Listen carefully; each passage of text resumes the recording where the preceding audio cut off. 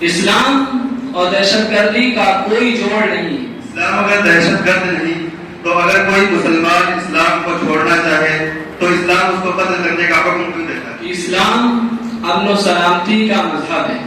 دہشت گردی کا اسلام سے کیا تعلق ہے؟ اور دہشت گردی ظلم و ستم کا نام ہے.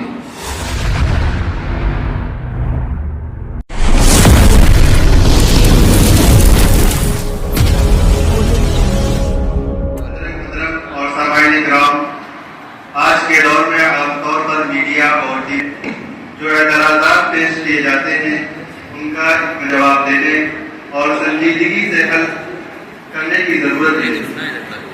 آج کی اس مجلس میں ہمارا ساتھ دیں گے برادر محمد فیصل قمر. تو آئے بلا تاخیر ہم ان سے کچھ اہم سوالات کے جوابات طلب کرتے ہیں. ہمارا سب سے پہلا سوال ہے دہشت گردی کا اسلام سے کیا تعلق ہے؟ کیا اسلام دہشت گردی کی اجازت دیتا ہے؟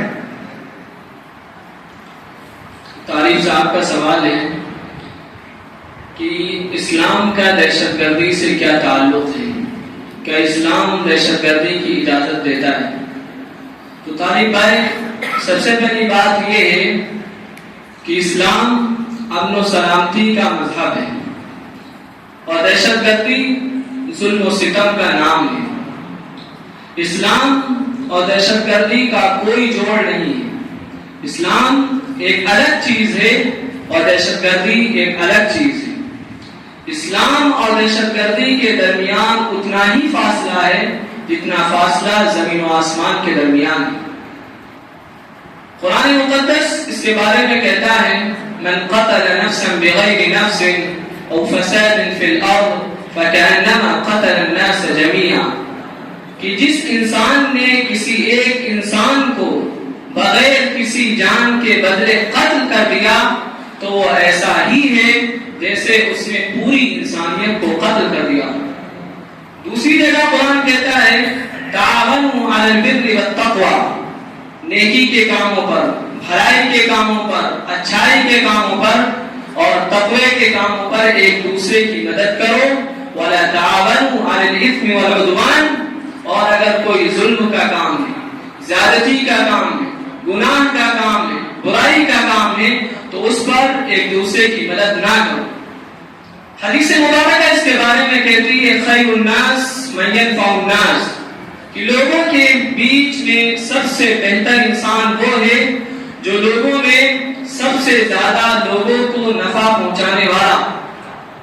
آئیے ذرا ہم اسلام کی تاریخ پر غور کریں کہ اسلام کی آمد سے قبل حکومت اور ان کی رعایا پر جب ہم ایک نگاہ ڈالتے ہیں تو ہمارے سامنے یہ بات روز روشن کی طرح عیاں ہو جاتی ہے کہ اس وقت رعایا کے اوپر ظلم و ستم کے پہاڑ توڑے جا رہے تھے.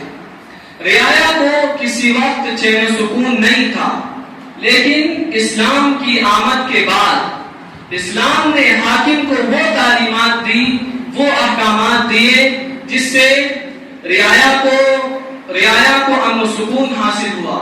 حاکم کو رعایا کے ساتھ حسن سلوک کی ترغیب دی.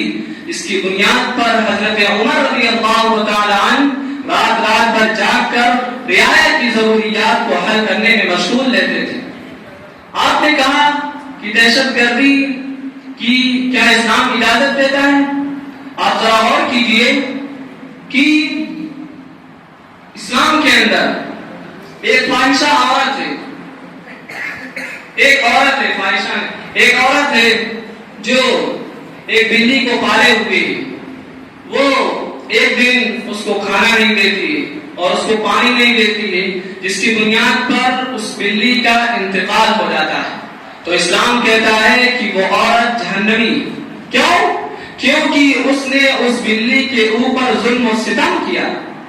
اسلام انسانوں کے ساتھ حسن سلوک کا تو حکم دیتا ہی ہے، اس سے بڑھ کر آگے ایک قدم بڑھ کر جانوروں کے ساتھ حسن سلوک کی ترغیب دیتا ہے کہ ایک مرتبہ آپ صلی اللہ علیہ وسلم کا گزر ایک اونٹ کے پاس سے ہوا جس کا پیٹ اس کی پیٹھ سے چپٹا ہوا تھا، اس کو بھوک کی شکایت تھی.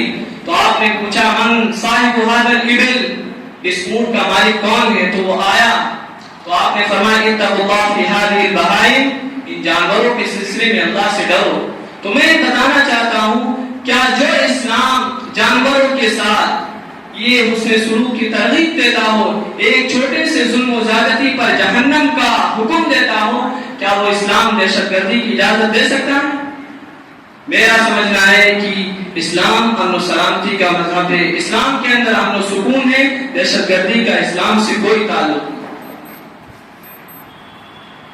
اسلام اگر دہشت گرد نہیں تو اگر کوئی مسلمان اسلام کو چھوڑنا چاہے تو اسلام اس کو قتل کرنے کا حکم کیوں دیتا ہے؟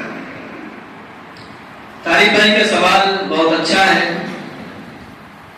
سب سے پہلے بات یہ ہے کہ حکومت کے نزدیک سب سے بڑا جرم جو ہوتا ہے وہ بغاوت ہوتا ہے, کہ حکومت ہر ایک جرم کو برداشت کر سکتی ہے, ہر ایک جرم کو معاف کر سکتی ہے, لیکن بغاوت ایک ایسا جرم ہے جس کو کوئی حکومت برداشت نہیں کرتی, کوئی حکومت اس کو معاف نہیں کرتی.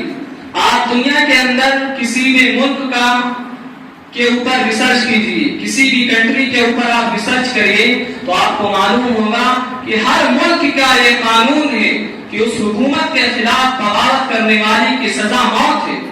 تو جو اللہ احکم الحاکمین نے, بادشاہوں کا بادشاہ ہے, شہنشاہوں کا شہنشاہ ہے, مالکوں کا مالک ہے, وہ اللہ اپنی حکومت پہ بغاوت کو کیسے برداشت کر سکتا ہے؟ ہمارا آخری سوال ہے, ہر آتنکواد مسلمان ہی کیوں ہوتا ہے؟ یہ سوال ایسا ہے کہ اس کا تعلق کسی مذہب سے نہیں ہے, کیونکہ آپ جب بھی کسی مذہب کو پڑھیں گے, چاہے وہ اسلام ہو, چاہے وہ عیسائیت کا, اس کے علاوہ کوئی بھی مذہب ہو, آپ بائبل کی کتاب اٹھائیے, آپ ہندوؤں کی کتاب اٹھائیے, گیتا اٹھائیے, رامائن اٹھائیے, قرآن مقدس اٹھائیے, حدیث نبویہ کے نسخے اٹھائیے, آپ کو کسی کے اندر ظلم و ستم اور دہشت گردی کا لفظ نہیں ملے گا. تو ہمیں پتا چلا کہ دہشت گردی کا تعلق کسی مذہب, کسی ملت سے نہیں ہوتا ہے, بلکہ وہ اس وقت انسان کے اندر پیدا ہوتا ہے جب ایک انسان کے اندر سے انسانیت نکل جاتی ہے, اور انسانیت نکل جاتی ہے جس کی بنیاد پر دہشت گردی اس کے اندر جنم لیتی ہے. شکریہ جزاک اللہ. اسلامی قانون اور جمہوریت